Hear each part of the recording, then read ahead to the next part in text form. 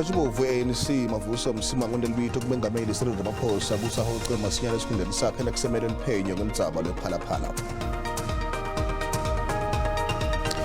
Human Rights Watch isola uhulumende wakuleli ngekwehluleka kubuyisa esimeni itimayini letingasasebenzi.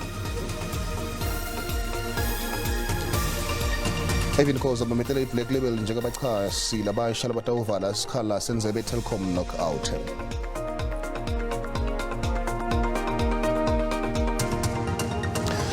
Kaba kuhle hlanganiswa ndzaba leswati lake seyibiswana lake sibuke lethamba embili lomuhla. Ngajibovu ANC mavuso msima ngondelibito kumengameli Cyril Ramaphosa kutsemele eceleni ngekushesha emsebentini wakhe nakusamelwe luphenyo elisabeni lekubanjwa kwenkunzi epulazini lakhe iphalaphala ilembopho nga-2020. Uthi Ramaphosa kufanele abuyise kumethemba iziveni ngekuthi ende lokufanele. Itolo mengameli usemukele isinqumo senkantolo ephakeme seJozi elisabeni laseMarikana kepha kude la kushoko ngendzaba lasepulazini lakhe. Ayaqina amakhwelo kokuba umongameli Cyril Ramaphosa athi gubu cala esakujanje isimemelelo sivela kwiqala le-ANC umavuso msimang uthi loka Ramaphosa mangakathi gubu cala avumela uphando ngebholo lefama yasephalaphala eLimpopo. Ukuzawuthi kangoku umongameli neofisi yakhe abakaphefumuli ngalonyabatyikili ngelithi baza kulinda amakhosi ezomthetho enze uphando. Umsimango uthi licebo kokuba uRamaphosa athi gubu cala ngelinge lokuzama ukuza nozinzo kwi-ANC nesizwe. If the public is not satisfied with what he says, I think the good thing for the sake of the country and for his own sake would be to say, while this investigation takes place, I will step aside. Kusenjalo ke umongameli Cyril Ramaphosa usamkele isigwebo senkundla ephakamileyo yaseGauteng ngokungqamene nabasebenzi mgodini waseMarikana. In having applied his mind to the judgment, President Ramaphosa welcomes the judgment of the High Court, which held that the plaintiff's particulars of claim were legally flawed in a series of respects. Akwaziwa ke uba ingaba bethu umongameli Cyril Ramaphosa uza kusabela kusini nakweli khwela uba makathi gubu cala de kuqhitywe uphando lujikeleze yena. Kambe ke wayiveza into yobana ngaphambili angazinikezela kwikomishoni yokuziphathwa kwamalungu e-ANC kusatyelwe onke lamagumngedle. Ndingabongile Dumako kwindaba ze-SABC eGauteng. Sihlalo iDA Helen Zila Katsanzi kuphawula ngakuthi ngabe iDA itawuyisekela yini nobe cha isishumi sase-eFF lesihlongotwako sekuvakalisa kwasamethembi mengameli Cyril Ramaphosa. Lokuthi emva ukuthi iEFF iqinisekise ukuthi itawusiphakamisa khona maduta lesishukumiso ePhalamende. Leli qembu lihlalo ethi ngama-44 ePhalamende litawudzinga amavoti langama-201 kude liphumelele lesishukumiso. Helen Zil we-Democratic Alliance akathanzi kwanza ludzabeni ukuthi ngabe iDA lenetihlalo etingama-84 itawusisekela yini nobe cha isishukumiso se-eFF ePhalamende sekuvakalisa kungamethembi mengameli Cyril Ramaphosa kulandzela kuvela kweludzaba lwephalaphala. Kulolu dzaba kuvela tinsolo tekuthi kwebiwa tigidzi temali yangaphandle kuleli plazi lemengameli. The EFF must do what the EFF must do. The DA caucus in Parliament will decide what the DA will do. Lo sihlalo we-DA bekakhuluma kumbhikisho ngaphandle kwamahhovisi emphathi wetemfundo eGauteng kuphikisana nemithetho osivivinyo lowatiwa nge-Basic Education Laws Amendment. Leli cembu lithi ngalo mthetho osivivinyo kutawube kubanjwa kwetikolwa ngabhongwane njengoba utawuvumela leli tiko ukuthi lithathe tincumo ludzabeni lwekwemukelwa kwebafundzi nemigomo yetilwimi etikolweni.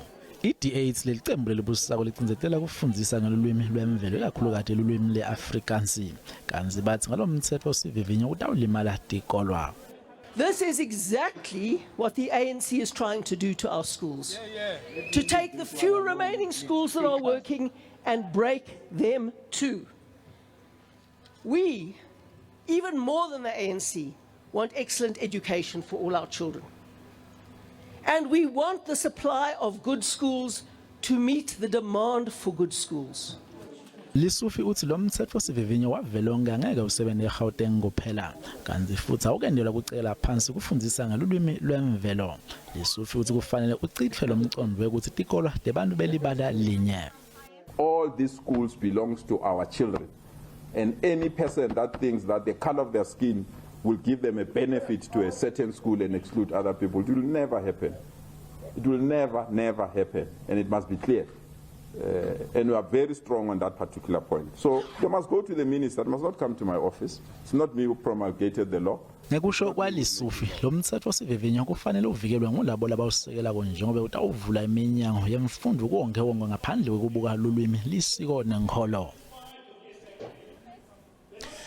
Kubanjwe inkondzo yesikhumbuto ngekuhlanganyela abafundzi ababili labashona labanye abalishumi nemfica kulesigameko sasenyobeni eEast London.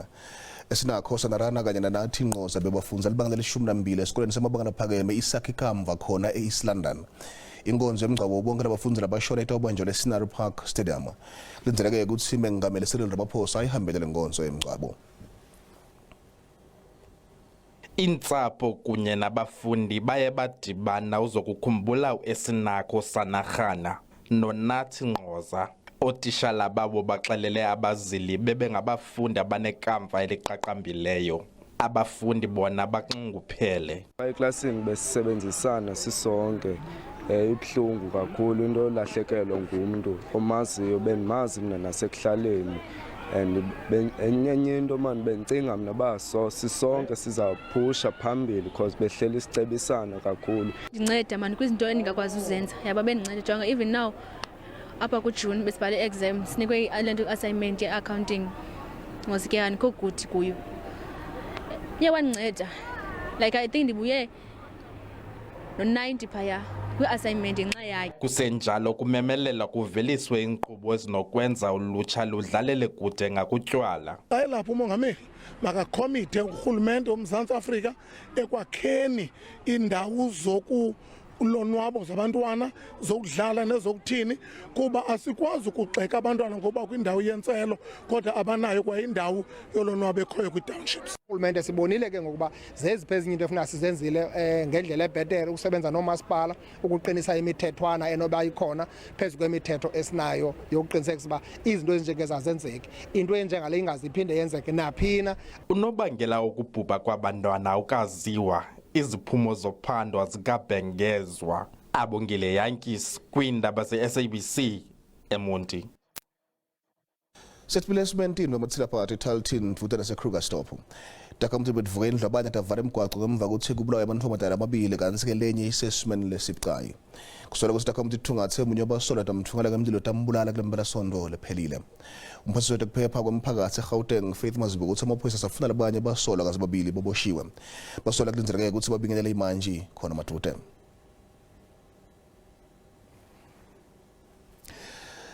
Umphatsi wetebunhloli lolandzelako kufanele abe ngumuntu longayamanye letepolitiki aphindza abe nguloqotho. Lokhu kushiwo nguloyinhloko yetebulungiswa letekuvikela ludlame lobuya ku-Institute for Security Studies. Enyangeni lefile iPhalamende ehlulekile kubeka esikhundleni leyo lobekacokolele isikhundla setebunhloli. Umgaqo siseko ugunyazisa kuba umuntu ongena kwesi sikhundla axhaswe ngamalungu amabini kumathathu eParlamente. Kodwa ngexesha oyesakuba inqonyela kwiofisi kamongameli Thabo Mbeki, umfundisi uFrank Chikane ufumene ivoti ezingaphantsi kwezo zidingekayo. Amalungu amaqela aphikisayo amxeke njengomntu oququzelela imisebenzi yombutho we-ANC. Umhloli wemiba yobuntlola unoxanduva lokuqinisekisa ukuba amacandelo ezobuntlola eli awaphuli mithetho okanye asebenze gwenxa. But having a person who's at the head of this organization is a huge concern. It means that there's no real oversight taking place of the intelligence capabilities. And as you've seen from recent Zondo reports, how badly that capability was misused during former President Zuma's administration, where billions of rands got stolen. Umbutho we-DA uthi uChikane ibingengomgqatswa obalaseleyo kwinkqubo yodliwano-ndlebe. I refuse to be linked to a committee that builds a reputation for not getting things done, like its predecessor committee in previous terms. This position should have been filled, and now it will be at least 5 months after it should have been, if not longer. It is simply not acceptable, especially in the light of the damning Zondo Commission findings. I-DA idlulise isithi uChikane kundululwe kwakhona ukuba angene kwisikhundla sokuba ngusihlalo we-National Lotteries Board. Umbutho we-EFF uthi wona ufuna umgqatswa ongenamkhethe. We want a candidate who is not elderly and definitely not factional and certainly not deeply rooted in ANC politics. Usihlalo ojongene nekomiti yaseParlamente ejongene nalomba uJerome Make khange afumaneke kuba aphefumle. Ulelani Philip, SABC News eParlamente. Indvodza eneminyaka le-64 lesolwa ngekudlwengulwa intombazane eneminyaka le-13 ePinari ngaphandle kwaseMbombela eMpumalanga Ibuyiselwe esitokisini. Lo mswali kuthiwa kwadlwengula umntwana emahlandlahlandla ekhakubo kuthiwa uboshwe ekhaya esangoma thite. Baphume ngetinkani bafuna bulungiswa bemntwana lodlenguliwe kusolwa ukuthi lo msolwa ungumakhelwane kanti lesento sendeka emahlandla lamanengi kwaze kwafika lapho unina walomntwana athola khona makhala ekhukhwini kanye neticathulo talomsolwa kulinye lemagumbi alendlu yakhe kwabangilapho lo mntwana avula sifuba khona. Ngiyazama naye kumkhulumisa lo mntwana mara ngiyambona ukuthi umntwana lo ngasi right mara ngiyazama ukuthi ngimkhulumise. Yakubona ngoba ngiyadibuta ngithi lo baba at least wacela mina ngabe kungcono kunothi angasuka lo mfana am for 6 times oladlala ngaye ngikonje vele ngaphandla ngimdzinga kumbona bengingajabula umthetho uthatha indzawo yawo. Emalunga emphakathi bewabhikisha ngaphandle ngandolo afuna ukuthi lo msolwa anganikedwa ibhayili. Sathi ukuthi singibobani ngisile kufuna ngaso sonke isikhathi siphephise abantwana bethu ngaso sonke isikhathi nababona thina babone ukuthi sibone bobabe si safety phambi kwabo baba. Singumphakathi sibone ukuthi ingcono sisukume nathi sisukumele ngona lokho ngoba siyabona ukuthi lokho kuyacabanga ukuthi indvo letawuchubeka isindvo lemako. Libandla le-SACC licela ukuthi onke emadvodza avikele bantwana. We are calling upon every man to be mindful of every child that is more like a child that he has in the family. So we must take responsibility to their growing, not to victimize them. Kanti lelicala lihlehlisele kumhlati 18 ngokulenyanga lesetulu kutewuchuba luphenyo. Inhlangano molukelo loluntu Human Rights Watch isola uhulumende wakuleli ngakwehluleka ukuqinisekisa ukuthi mayindede malahle leti ngasasebenzi tiyavusela kwendlela ukuthi tinganukubeti imvelo. Takamntu lihlala tuthi netumayini tsengotini yakufa kugula nekulimala kulokunye. Sifundza seMpumalanga kusesikhoweni lesikhulu selilahle kepha ke lingcolisa kakhulu imvelo emakhulu etimayini lengasasebenzi akalungiswa ngakho ke tigcina iacid nemhlaba lomnyindi lokhu kuyingoti kulabo labahlala thude nato. I was able to speak with families living in Westleton near where Imbabalako used to operate in Ermelo, and I spoke with a mom who described how her son had tragically been killed where Imbabalako used to operate. Despite it stopping its operations in 2011, there was no fencing, there were no warning signs.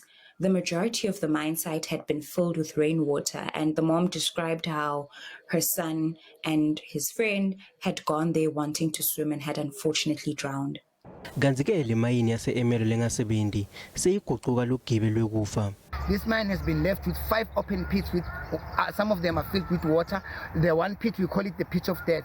In this pit alone we have lost almost 13 lives, innocent lives of children that are passing through to going to school. Human Rights Watch isola hulumende ngalesimo. Minister of Forestry, Fisheries and Environment needs to finalize the draft financial provisions relating to the rehabilitation of mine sites. And these regulations need to be strong and to ensure that companies are held accountable and that they properly rehabilitate their site after operating there. Eminyakeni lemine lendlulile litiko letemcebo waphansi nemandla laveta ukuthi litawudzinga 49 billion wemarandi kuti ubuyisela letimayini esimeni lesifanele. Bameli bemaphoyisa lamanye latfolakala msulwa ekubulaweni kwemthosi Zinumba semukele lesinqumo. Inkantolo ephakeme seJozi ikhiphe lesinqumo lomuhla ekuseni. Ndumba uthutshula washona eBramfontein eJozi kumkhankaso we-Fees Must Fall ngendlovu lenkulu nyakenye. Ikhuphuke njalo ke inseko etinvo letfaka cards amafutha etimoto kudla nokunye. Ingabe wena uhlele ukuthi uphila kanjani ngaphansi kwalesimo? Umbono wakho yalandzela. Mina into engiyenza ukuthi bangizokwenza igrocery ngithenga ukudla okuzongilasta isikhathi eside mhlambe kuze kuphela inyanga alokhu uhambo ke sengilihambo lungabalekile isikhathi esiningi sengichitha ngisendlini ngoba nazi ngiyazi ukuthi amateksi ayadura noma ngipheka ukudla ngipheka ukudla okulingene engizokwazi ukuqeda kungabe bikho okuzochitha njengoba etinye lisetimba eqolo kuleli live lonke jikelele kwamele ukuthi ngonge leyo mali ngikhona ukuthi ngidiphilise lokunye kwamele ukuthi ngilime emasimini ngikhona ukuthi ngidiphilise ngalokudla lengikulimile ngoba into etinyenti sekuyadura into ebalekile ukumele ngiyenze njengoba izinto ekhuphuka kangaka nje ukuthi ngibudgete ngiqale ngezinto ebalekile njengokuthi ngithenge igrocery yasendlini ngiphinde futhi ngibeke imali yokugibela hayi mina vele inkolo yamarasta ukuthi ungakudla ukudla namafutha ngiyayisekhonda engazi ukuthi impela mina ngiyayilandela manje ukuthi ngeke ukudla kunamafutha ngoba ifutha liyadula bakithi enye into ukuthenga izinto engenasidingo yabona manje ukuthenga izinto uyifuthe lefridge njengento engenasidingo ungazi uzozenzani asiyekeni manje kuyabheda sithibeka lapho tolo umthela sipitolo sikhona simo selitulu nisale kahle